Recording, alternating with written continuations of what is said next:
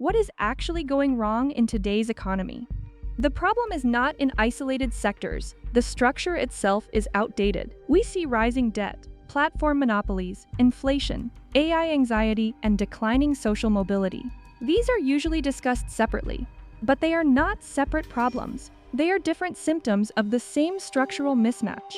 The current system was built for the industrial age. Centralized production, capital-controlled organization, debt-driven finance, wage-based survival. But the internet has already changed how value is created. The structure did not update, so the system is no longer stable. Who actually creates value in the internet age? Consumers are no longer just buyers, they are continuous value creators. In the industrial model, companies produce, workers labor. Consumers buy. In the internet model, users browse. Users interact. Users generate data. Users train algorithms. Users validate markets. Without users, no data, no AI training, no demand signals, no platform value. The internet economy runs on continuous user participation.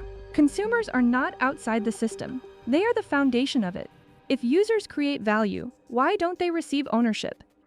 Because the system is built on information asymmetry. Users do not see what they are producing, do not know how value is extracted, do not understand how they are priced or ranked. Platforms control data, control algorithms, control rules, capture growth. Value is created collectively, but captured asymmetrically. This is not a bug. It is the core mechanism of the current system. Wasn't the internet supposed to be free and open?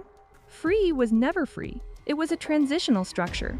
Early internet logic, free access, free content, free participation, but hidden underneath, users paid with time, users paid with attention, users paid with behavioral data. Free did not remove cost, it relocated it.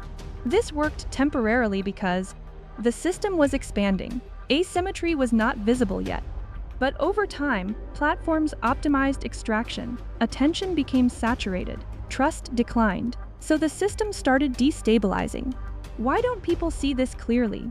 Because the human brain is not designed to perceive systems. Humans evolved to operate under uncertainty, respond to local signals, compete in limited contexts, not to model entire systems, detect structural asymmetry, think in long-term abstractions. The brain is a game player, not a system analyst. On top of that, social narratives emphasize fairness. Real systems often rely on hidden asymmetry. So when a theory reveals uncomfortable structure, it gets filtered out before it is understood. So the issue is cognitive, not just economic. Exactly, it is structural before it is cognitive. People often assume, if something is true, someone will discover it. But reality works differently.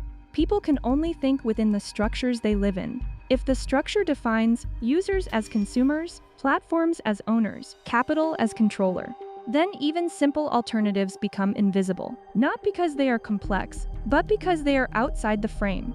What is the core structural flaw? The separation between value creation and ownership. In today's internet, users create value continuously, platforms own the system, capital owns the upside. This creates concentration, instability, long-term distrust. The system extracts from its own foundation. That cannot remain stable forever. What is the solution? Ownership must follow value creation, not through subsidies, coupons, one-time payments, but through equity-based participation in future growth. Because users are not contributing once, they are contributing continuously. So they must share in not just present transactions, but future system expansion. This is not redistribution, it is recognition. Why equity, not direct payment for data? Because value is systemic, not atomic. Data cannot be priced accurately. Its value changes by context. Its impact is cumulative. Its importance emerges over time. Trying to price each action breaks the system, destroys openness. Equity solves this by letting the system price itself over time. It aligns contribution, growth, reward, without requiring precise measurement. Why not let each platform give users shares? Because fragmented ownership creates new lock-in. If ownership is platform-based, users are tied to platforms. Switching becomes costly. Competition weakens. Instead, What is needed is a shared market layer owned by contributors, not a bigger platform, but a different structure. What is a public market of contributors? A system where the market itself is co-owned by its participants. In this structure, users are not traffic. Users are stakeholders. Users carry their ownership across systems. This changes everything. Platforms compete to serve users, not to capture them.